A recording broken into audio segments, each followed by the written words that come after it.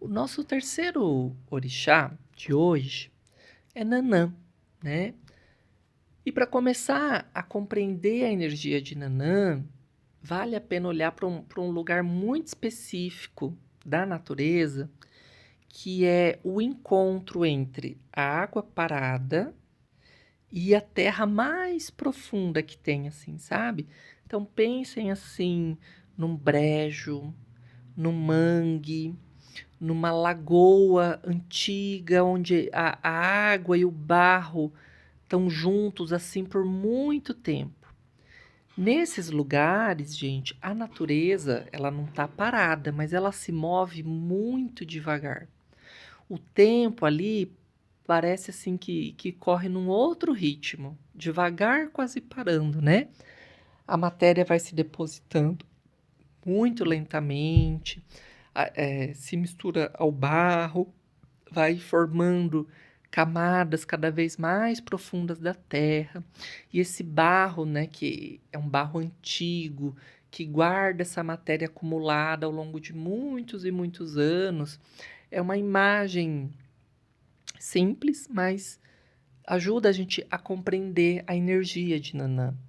Nanã, ela está ligada justamente a essa dimensão da natureza onde o tempo se acumula, onde os processos eles não acontecem rapidamente, mas eles acontecem de uma forma lenta, de uma forma profunda, de uma forma contínua, mas muito lentamente. Então, claro, quando essa força está em equilíbrio na natureza, o que vai ocorrer?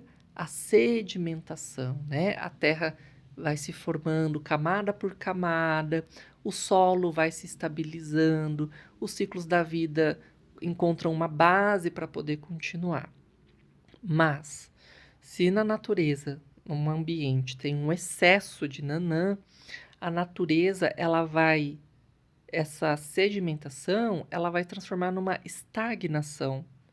A água fica parada demais, não vai ter movimento no ecossistema, a vida não vai conseguir circular e se renovar ali. Por outro lado, quando existe falta de nanã, o solo, a gente pode falar assim, o solo ele perde essa memória, né? Por quê? Porque a terra que está ali se sedimentando, ela não vai conseguir sustentar processos de longo prazo, porque tudo muda muito rápido demais, não se desenvolve uma forma, uma base mais duradoura ali. Então, na natureza mesmo, a gente já consegue perceber que existe uma energia ligada a esse tempo longo, a formação lenta das coisas, a sustentação de ciclos longos da vida, né? E dessa qualidade da natureza que a gente se aproxima quando a gente fala, então, de Nanã. Mas isso também está presente na nossa vida material, né? Na vida do cotidiano, é, aparece muito nas situações que exigem paciência, exige maturação, respeito pelo tempo das coisas, né? Porque nem tudo na nossa vida vai se resolver rapidamente. Vai ter mudanças que vão levar anos para acontecer. Vão ter certos aprendizados que só vão, assim, de fato se consolidar depois de muita experiência acumulada, né? Então, essa energia de Nanã, ela tá ligada justamente a essa dimensão do tempo longo da vida, assim, sabe? Nada de imediato. Então, quando isso está em equilíbrio na nossa vida material, a gente consegue, assim, respeitar o processo das coisas. A gente entende que algumas transformações exigem continuidade, exige disciplina, exigem permanência. Então, a gente fica sereno, a gente fica em paz diante desse tempo necessário. Mas quando a energia de Nanã na nossa vida está muito em excesso, a gente se acomoda, a gente fica acomodado, a gente começa a aceitar situações que já deveriam ter sido encerradas, que já deveriam ter sido transformadas, a gente já deveria ter passado por uma próxima etapa, mas a gente fica ali acomodado.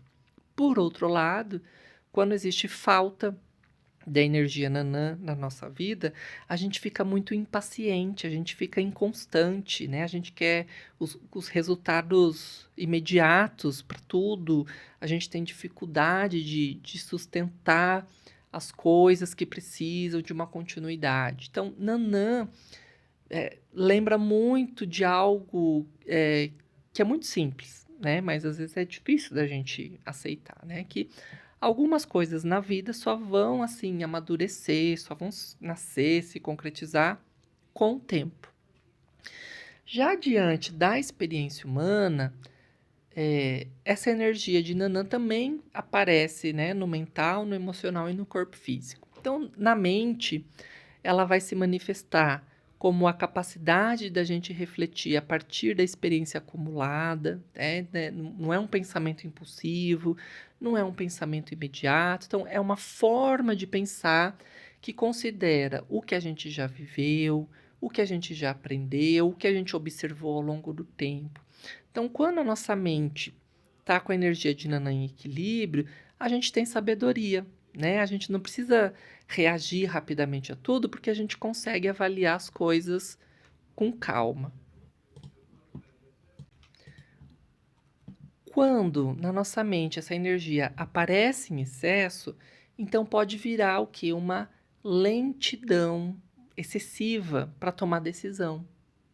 E se eu não tenho nanã no meu plano mental, eu vou ter dificuldade de aprender com os erros do próprio passado, né? Porque nanã é esse acúmulo de conhecimento.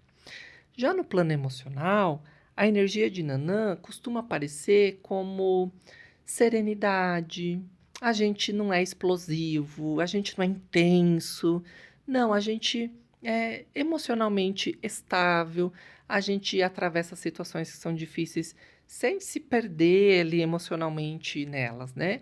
Então, a gente tem paciência e tem maturidade emocional quando o nanã está em equilíbrio.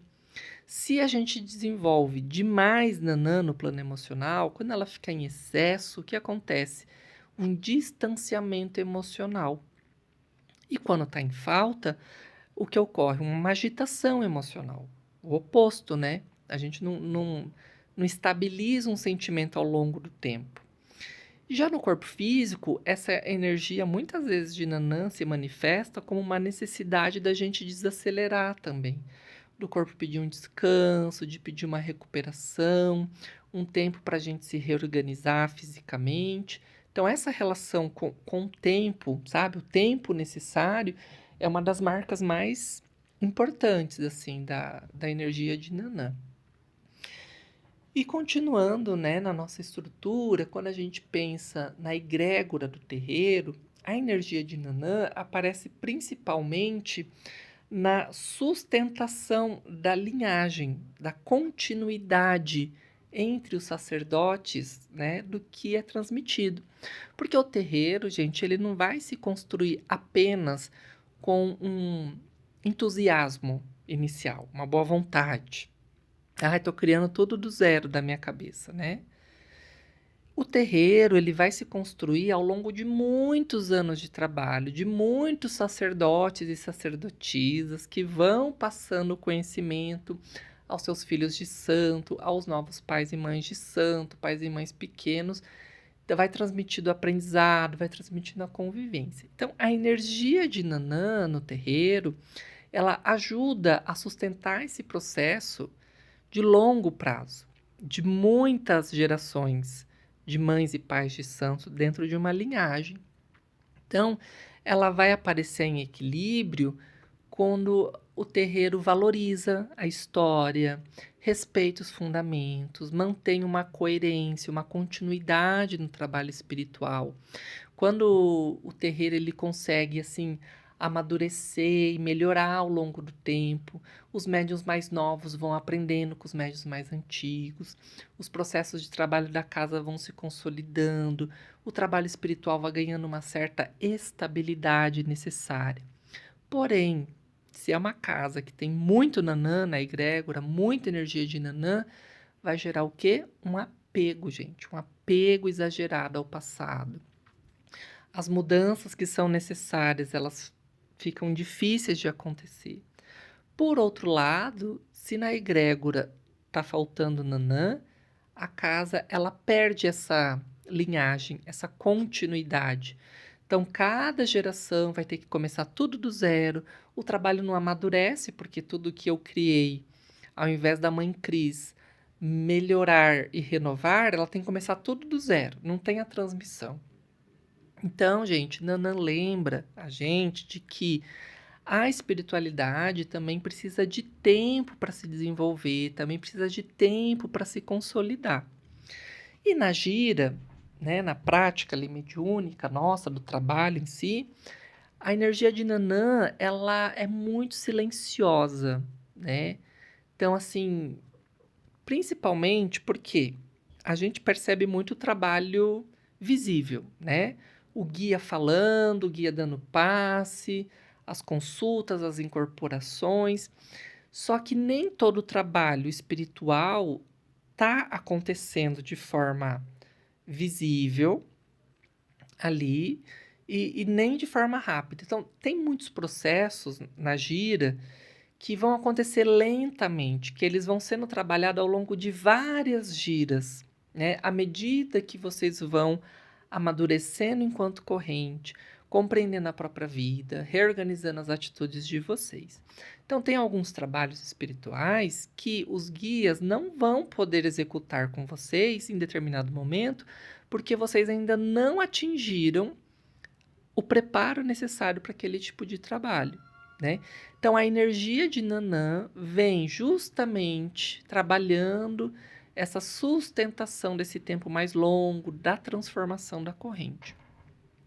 Quando isso está em equilíbrio, todo esse ambiente, né, da gira vai permitindo, então, que os processos vão se amadurecendo, o trabalho vai se aprofundando, vai se aperfeiçoando, os médios vão aprendendo a respeitar o próprio ritmo do desenvolvimento e também o ritmo das pessoas que procuram essa ajuda espiritual. Quando a corrente está com excesso de nanã, a gira ela começa a ficar lenta demais, o trabalho de desenvolvimento fica lento demais. Já quando falta nanã, é uma ansiedade terrível, né? Os médiuns querem resultados imediatos, eles não conseguem respeitar esse tempo do desenvolvimento. E é por isso que Nanã ocupa um lugar muito importante na compreensão dos orixás. Porque, pensem, ela representa o tempo da vida, o tempo que amadurece as pessoas, as casas espirituais, os caminhos mediúnicos. Então, nós que trabalhamos com a mediunidade, cedo ou tarde, a gente aprende que algumas transformações não vão acontecer por força, por rapidez. Elas vão acontecer porque o trabalho silenciosamente, né? O tempo foi trabalhando dentro da pessoa, dentro da corrente, dentro da egrégora. Depois a gente olhar, então, separadamente essas três forças, eu quero fazer um breve comentário sobre quando a gente observa o que acontece quando elas estão juntas.